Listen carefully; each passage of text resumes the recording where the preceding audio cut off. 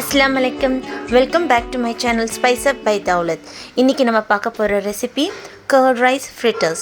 Cook with comaliல kani செஞ்ச recipe தான் இது. ரொம்ப டேஸ்டியா இருந்துச்சுங்க. அவங்க செஞ்ச ரெசிபியை நான் வீட்ல ட்ரை பண்ணியிருந்தேன். வாங்க இதோட ரெசிபி நம்ம எப்படி செய்யறதுன்னு பார்க்கலாம். வீடியோக்குள்ள போறதுக்கு முன்னாடி இதுவரைக்கும் Spice Up by Dawlat channel subscribe பண்ணாதவங்க சப்ஸ்கிரைப் பண்ணுங்க. கூடவே அந்த பெல் ஐகானை கிளிக் பண்ணிங்கன்னா நான் போடுற வீடியோஸோட அப்டேட் உங்களுக்கு வந்து நோட்டிஃபிகேஷனாக வரும். சரி வாங்க இப்போ வீடியோக்குள்ளே போகலாம். இப்போ ஒரு பவுலில் வந்து 3 to 4 டேபிள் ஸ்பூன் அளவுக்கு நான் ரைஸ் எடுத்திருக்கேன். அதோட 2 டேபிள் ஸ்பூன் கர்ட் ஆட் பண்ணுறேன். இதோட ஒரு 1/4 டீஸ்பூன் அளவுக்கு உப்பு சேர்த்து இதை ஒரு நல்ல ஒரு மிக்ஸ் கொடுங்க. நம்ம கர்ட் ரைஸ்க்கு எப்படி மிக்ஸ் பண்ணுவோமோ அந்த மாதிரி தான் இதை நல்ல ஒரு மிக்ஸ் கொடுத்துக்கோங்க.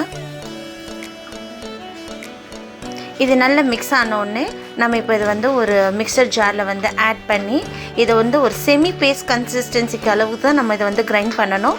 ரொம்ப பேஸ்ட் ஆக்கிடாதீங்க, நல்லா இருக்காது. இந்த மாதிரி கன்சிஸ்டன்சியில் இருக்கணும். ஸோ நான் இதை வந்து ஒரு பவுலுக்கு வந்து ட்ரான்ஸ்ஃபர் பண்ணுறேன்.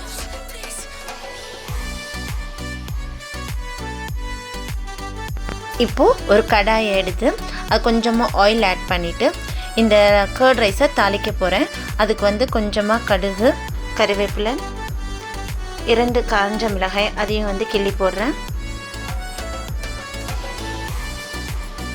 ஸோ இதெல்லாம் வந்து யூஷுவல் மெத்தட் தான். ஒரு கர்ட் ரைஸ்க்கு நம்ம எப்படி தாளிப்போமோ இல்லை வந்து நீங்கள் கடலைப்பருப்பும் சேர்த்து நீங்கள் தாளிச்சிக்கலாம். இப்போ வந்து இந்த தாளிச்சதை வந்து நான் ரைஸோடு சேர்த்து இப்போ ஒரு மிக்ஸ் கொடுக்குறேன். நல்லா மிக்ஸ் பண்ணிக்கோங்க. இப்போ ஒரு பவுலில் 2 டேபிள் ஸ்பூன் மைதா எடுத்திருக்கேன். இதை வந்து ஒரு செமி லிக்விட் கன்சிஸ்டன்சிக்கு கரைக்கணும். ஸோ அதனால் நான் கொஞ்சம் கொஞ்சமாக வாட்டர் ஆட் பண்ணுறேன். லம்ப்ஸ் இல்லாத அளவுக்கு கரைச்சிக்கோங்க. இதுதான் கரெக்டான கன்சிஸ்டன்சி. ஸோ நான் இதை வந்து ஒரு சின்ன பவுலுக்கு வந்து நான் ஷிஃப்ட் பண்ணுறேன்.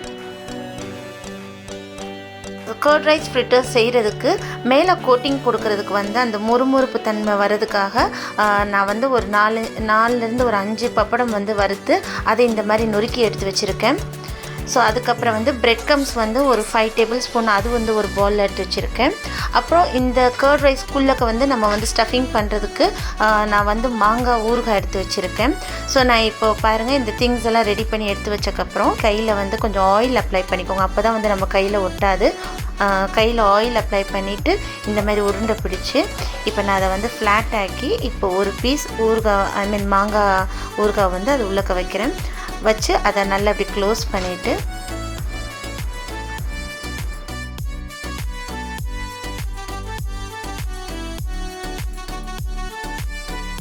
நான் ஃபஸ்ட்டு வந்து இப்போ அந்த மைதா பேஸ்ட் கன்சிஸ்டன்சியில் நம்ம ரெடி பண்ணி வச்சோம்ல அதில் வந்து டிப் பண்ணிவிட்டு ஸோ அந்த சைட்ஸ் எல்லா சைட்ஸும் வந்து அது கோட்டிங் ஆகணும்.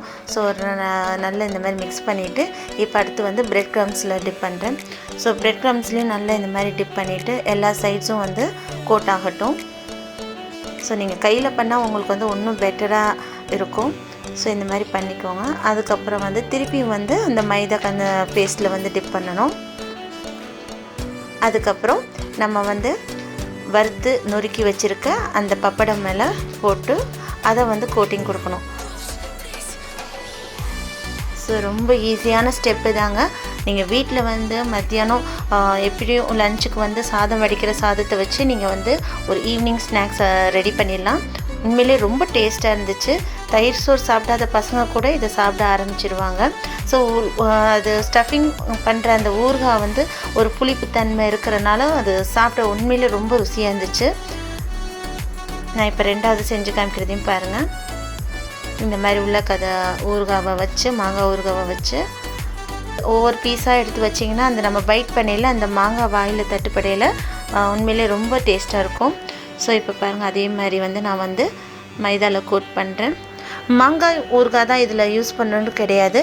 நீங்கள் வந்து எலுமிச்சப்பழம் ஊறுகாவும் யூஸ் பண்ணலாம், நார்த்தங்காவும் யூஸ் பண்ணிக்கலாம். ஸோ அது அவங்கவுங்க இஷ்டத்தை பொறுத்தது. அதுக்கப்புறம் பிரெட் க்ரம்ஸில் கோட் பண்ணுறேன். ஸோ இந்த மாதிரி கோட் பண்ணிவிட்டு நான் திருப்பி வந்து மைதாவில் வந்து டிப் பண்ணுறேன்.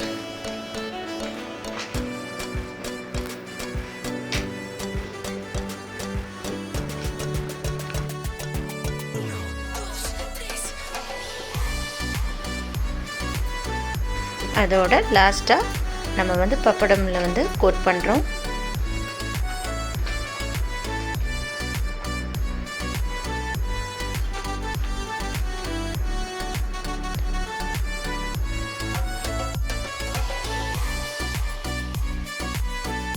நான் இதே மாதிரி இருக்கிற எல்லா ரைஸையும் வந்து நான் ரெடி பண்ணுறேன். இப்போ ஃபஸ்ட்டு உங்களுக்கு ஒரு 4 பீஸை வந்து ஃப்ரை பண்ணுறது எப்படின்னு காமிச்சிடுறேன்.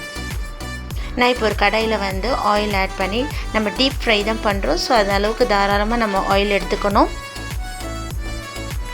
ஆயில் வந்து நல்ல ஹீட் ஆகணும். நல்ல ஹீட் ஆனதுக்கப்புறம் ஒரு மீடியம் ஃப்ளேம்லேயே வச்சுக்கோங்க. ஸோ நல்ல ஹீட் ஆனதுக்கப்புறம் நம்ம வந்து இந்த கர்ட் ரைஸ் ஃப்ரிட்டர்ஸ் ஆட் பண்ணலாம். ஸோ எல்லா சைடும் இது வந்து ஃப்ரை ஆகணும். ஸோ ஒன் சைட் ஃப்ரை ஆனதோட நீங்கள் இந்த மாதிரி வந்து திருப்பி விடுங்க.